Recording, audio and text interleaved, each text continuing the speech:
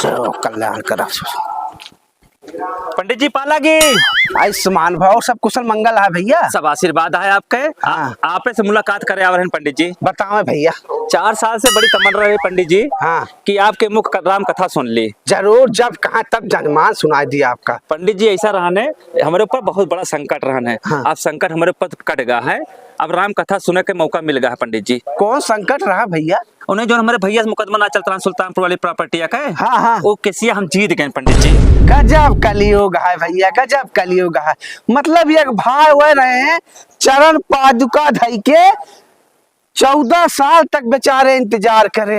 एक भाई तू यार अपने भाई से मुकदमा जीत गया, प्रॉपर्टी पाई गया, तो भरत और राम के प्रेम कहानी सुना चाहता है। गजब घोर कलियुग है भैया। अरे पैसा ले ला पंडित जी।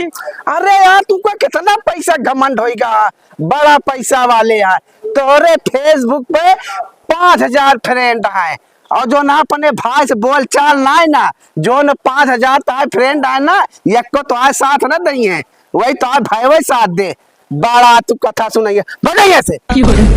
एक शिव शंकर भोलेनाथ इनके कल्याण करा। भाई से मुकदमा जीते के बाद ये राम कथा सुनिए। जय जय शिव शंकर, जय जय।